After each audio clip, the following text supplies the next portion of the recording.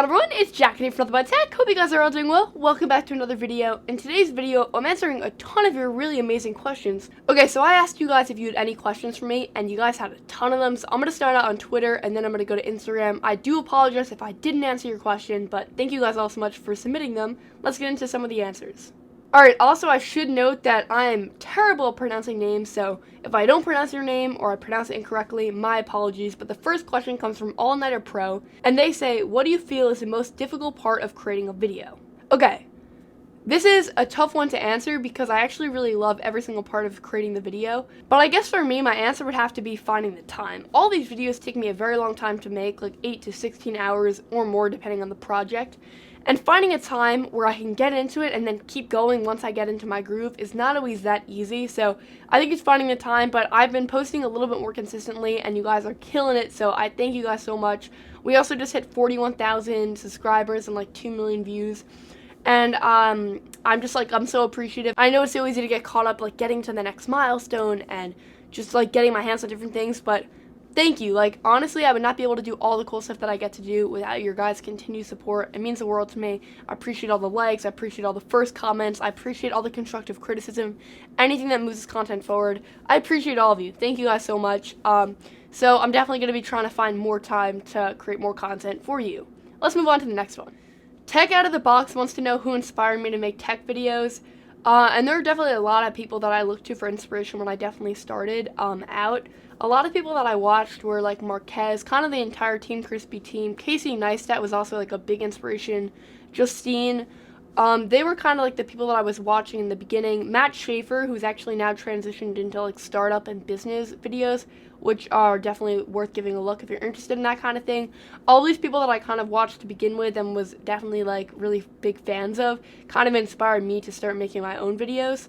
And I've actually got to talk to a lot of them and become good friends with a lot of them, which is definitely like something that if I told my earlier self, I would never have believed. So it's been a really amazing community, but really anyone that creates anything that they love and really puts in the time inspires me to then put in the time and make my videos something that I'm really proud of. What are your thoughts on Android phones embracing the notch?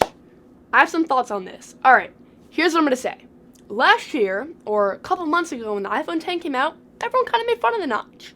Now, all these Android phones are starting to come out, and not only are they incorporating the notch, but they're comparing notch sizes. Like, honestly being like, oh, it's like this percentage smaller. It's a notch. Like, it's cool that you're able to make it a little smaller. Does that need to be in the presentation? Probably not. But although it's kind of an awkward stage, it's like the phone is going through this awkward stage before it gets to bezel-less. So we went from big bezels to this really awkward, like weird little notch on the top stage to no bezels eventually, hopefully in the future. So I don't really mind it. I definitely prefer Samsung's approach of just like thin bezels versus like a notch approach. I think that looks better. But one cool thing that these manufacturers are doing is that they're putting into the settings that you can turn off the notch and add like virtual bezels surrounding the notch so it looks like a more standard smartphone.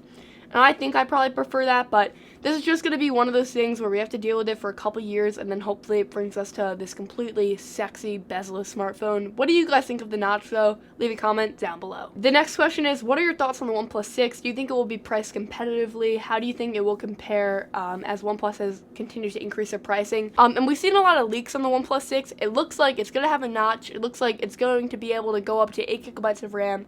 And it also looks like it's going to be a lot more expensive, which means that OnePlus is no longer, in my opinion, the flagship killer, because it's now starting to get into flagship territory. But luckily, as they've done this, they've also incorporated flagship specs, flagship features. But I'm interested to see, like, what are the OG OnePlus fans, what are they going to do about this? Because it definitely maybe is a little bit of a departure from OnePlus's roots. I'm not saying it's a bad thing. I bet the OnePlus 6 is going to be a great phone. But it definitely is a more premium, more expensive phone. And if we look back at the OnePlus One, which was this really budget-friendly phone that offered a lot of really high-end features, that kind of stunned the entire marketplace. And now when we get into this $500, $600, $700 price range, it's not as amazing anymore when you have a good smartphone with good specs, because that's most phones in that price range.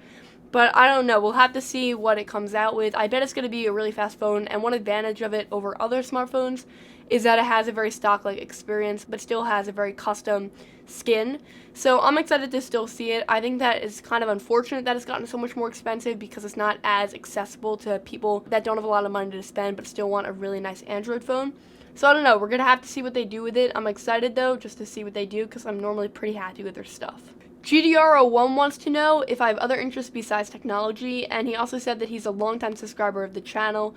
So thank you so much. It means a lot. Like, a lot of you guys that are here from, like, day one, 1,000 subscribers, 10,000, 20,000. It means the world to me that you've stuck around. I appreciate you guys liking the content when it kind of sucked back then. But in terms of my other interests outside of technology, definitely have a lot of them. Fitness, sports, cinematography as a whole, not just technology.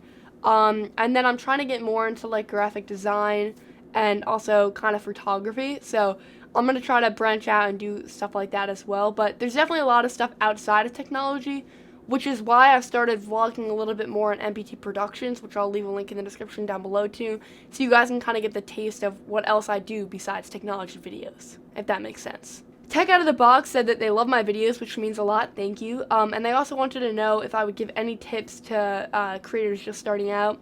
And I would say two things. First thing is don't focus on the gear, and the second thing is don't focus on the numbers. And that's easier said than done, because I know that we're all a little bit into gear a little bit too much. But when you're first starting out, like, honestly, my first 1,000 subscribers came from this. Watching out for the mic. Oh, okay.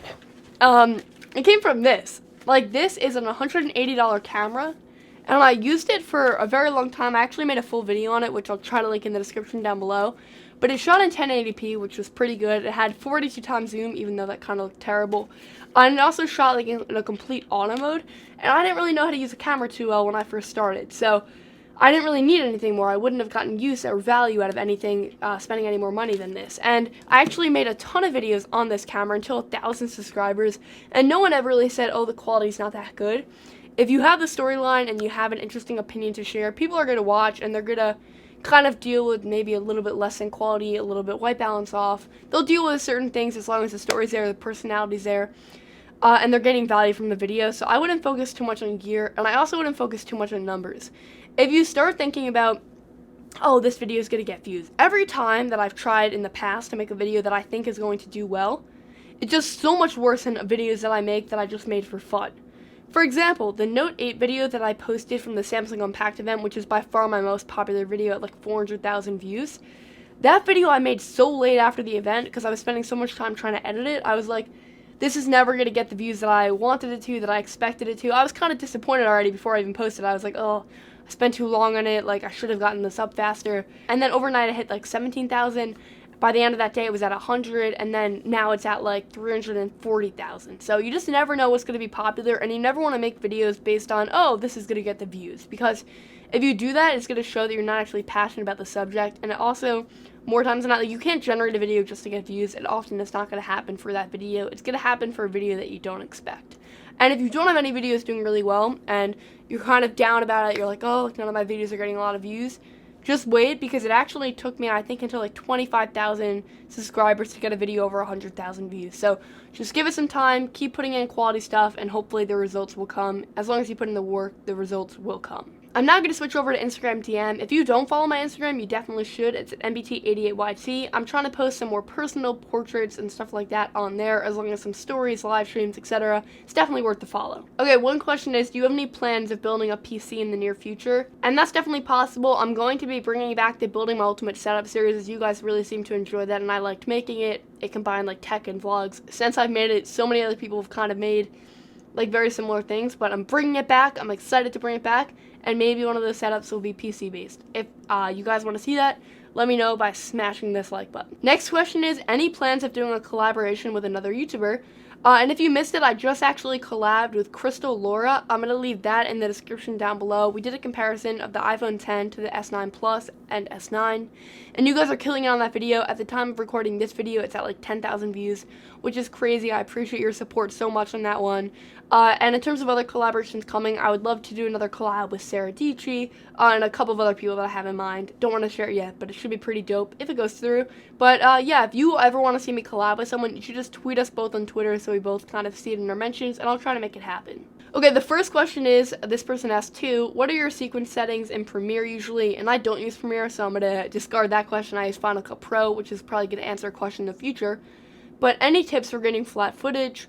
And I used to do a series on the channel called BTS where I would deep dive into one subject of video that I do, for example, audio, B-roll, and I would kind of explain how I do it, my process, etc. And I'm thinking that maybe I'll do that for color grading. In the meantime, though, what I would say is don't overdo it. When you have flat footage, it's really, really unsaturated, but oftentimes you see people bump the saturation way too high, and then it looks like too contrasty, and it just doesn't look good. You're better off shooting in a less flat profile if that's how you're going to grade it.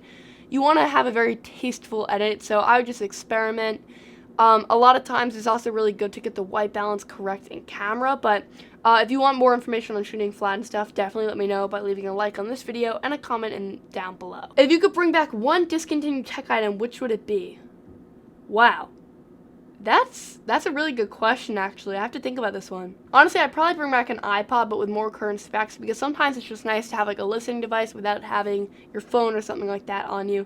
I might be the only one that thinks that, but that's probably what I would do. The last question of this video is, what was your gear when you first started YouTube? And I already kind of showed this camera. This was like the initial piece of gear.